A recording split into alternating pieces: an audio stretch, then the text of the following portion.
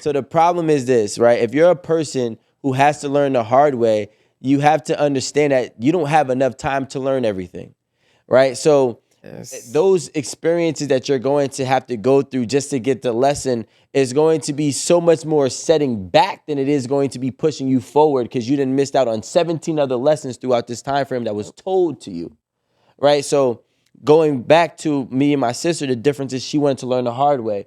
Me, I'm a listener. I listen and I sort, and then I pick, okay, I think this is beneficial, I think this is not. She doesn't listen to anything and she wants to experience. The problem is, if she wanted to do something, you're going to experience a hell of a lot of things that's going to prevent you from most likely getting there. Obviously, we don't know the future of you, but we're trying to say, look, put yourself in a winning position. And that's just advice that, was giving between us. Now, me, my mom was, whatever you want to do, you can do it. You show discipline your entire life. You whenever you set your mind to something, you actually achieve it your entire life. I believe that you're going to, fight through these struggles based on how you're as a kid to as an adult, et cetera, et cetera. So I do think as a parent, you kind of have a good idea of what your kid is capable of. I do think some parents do operate out of fear. That's not always in your best interest, but sometimes they do know you better than you think. Yeah, it's like my puppy. I mean, Frenchies ain't the smartest, but they can learn. But they cute. Yeah. So like, you know what? We can do X with this, but maybe not Y. I think it's easier the older. I don't want my dog being talked about. The only thing that I'm thinking about is, honestly, is you have your own experience, because I feel like you're giving advice based on your experience, and your experience is not always going to be my experience, because for one, we come from two different times. So what may have been a struggle for you or what may have happened to you isn't always going to be my situation. But I think it's your job, the older you get, being more capable of separating the struggle from the advice. So so like your father. Not saying anything about your father, but his advice, it's not going to line up to like where you're going, because like I'm going to do what I want to do and whatever. But like think about the trauma of the advice that he's giving, or the trauma from the advice that he's giving you. I think his experience is baked into those words, and so it's hard to see unless you kind of search for like, okay, I know he's coming from a loving place, I know he's my father, but like, what's the trauma behind that? And to say what Rico said, like he could be saving you years, by just kind of just listening a little bit. Fine-tuning. It's funny, right? No offense. When I was 21, right? We're not getting I had gotten into this rap group. I'm far past that, so. But look, when I was 21, I had got to this rap group, right? And they were all 27, 28, and 29. Yeah. All of them were older than me. They're still my friends to this day.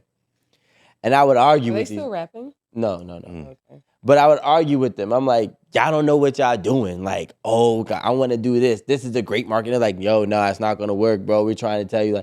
And really, they've been rapping for 12 years prior to me, right? So now, when it comes down to it, every time I did something that they told me, because I said the same thing, your time of music is not our time of music. The way y'all did it ain't the way. Y'all didn't even have Apple Music. Y'all didn't have no streaming. Y'all had CDs. I ain't got no CDs. Right? It's a whole different time. They said, all right, do it.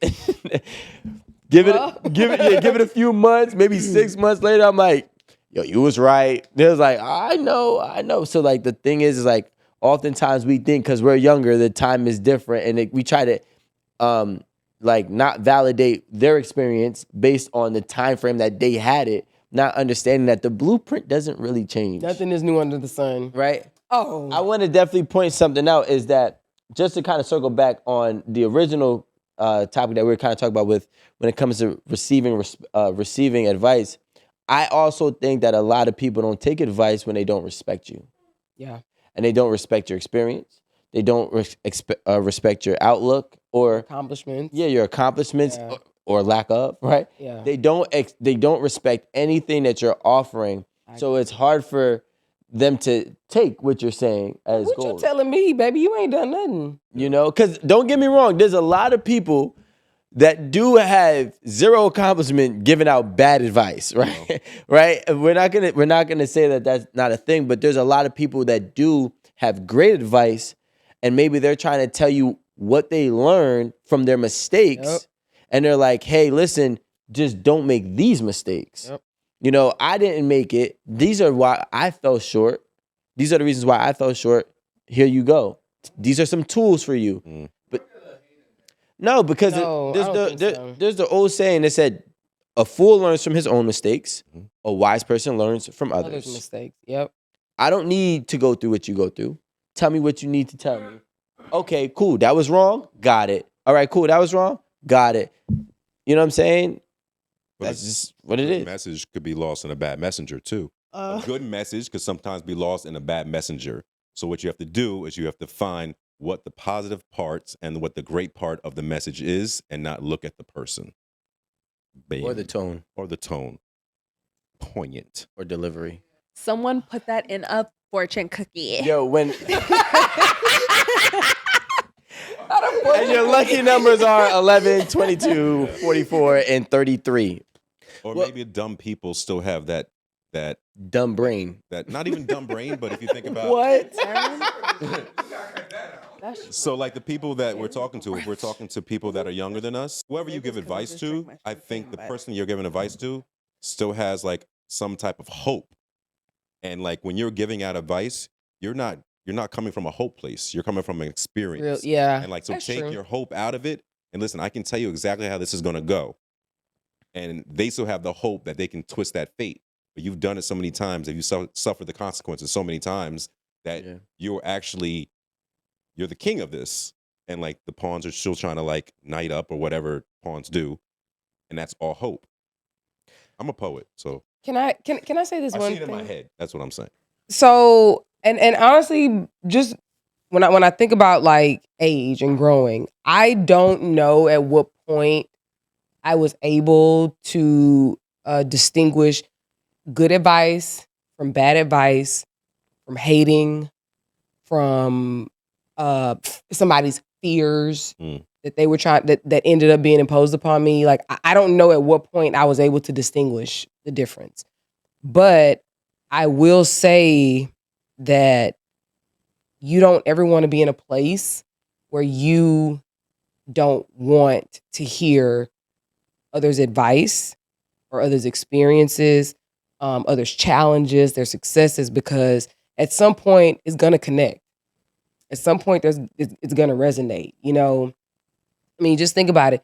You know, when you in high school, they're like, "Oh, don't have sex, don't have sex, you're gonna have a baby." Cool. What does that mean? You know what it means conceptually, but until you meet a 14-year-old mama with a baby, you don't necessarily you can't grasp the idea of what that means. Relatability. Yeah. So it doesn't resonate with you. So again, I don't know at what point people have the presence of mind to make the decision like, oh, well, this is good advice. Okay, I'll take this, but I'm gonna leave that. Like, I don't know when it I happens. think it's when you're going through the exact same thing that you're asking them about. Like from right now, I Okay, can say when I okay. speak to my mother, she can give me advice, but I again I know the trauma that comes from that where she comes where from. she yeah. comes from. Mhm. So I could be like, okay, I remember being there.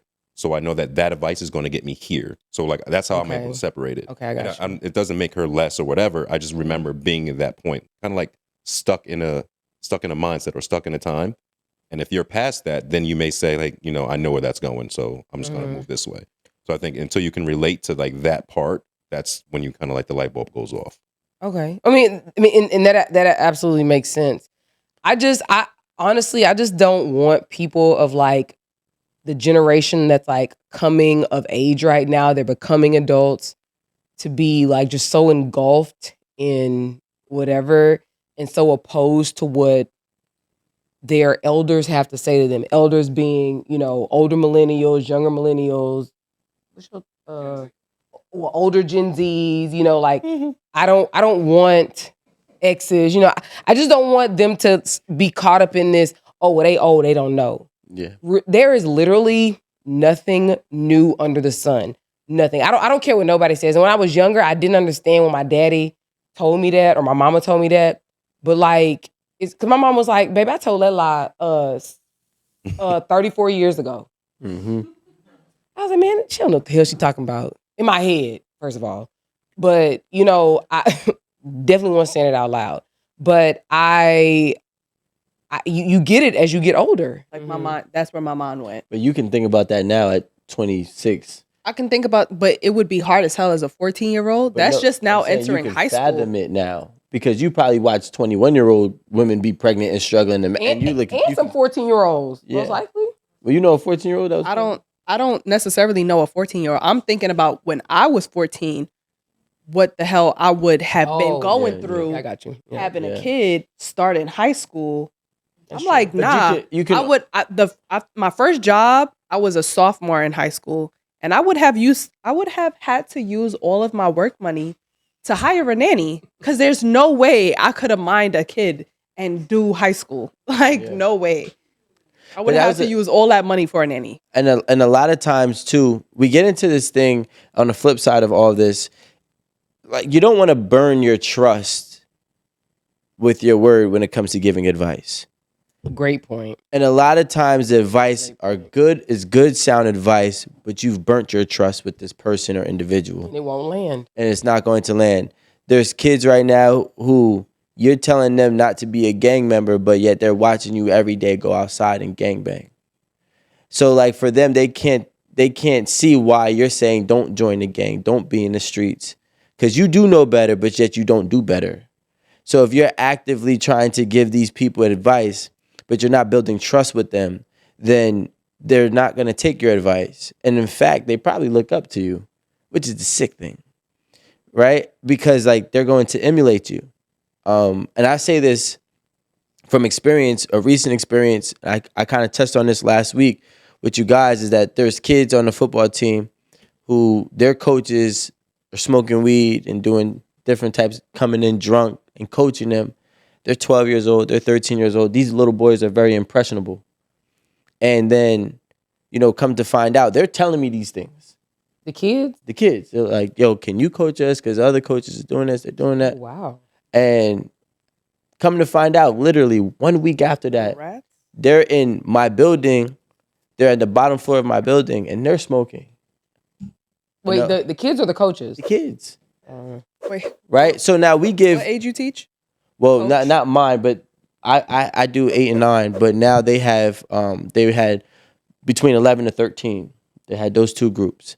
Now these kids now are doing the same thing that you're telling them not to do because they're watching you do it. So you're burning that trust with them, and then you're expecting them to do better, but in fact they're just emulating you because you're actually condoning what you're doing by doing it actively while trying to tell them the opposite.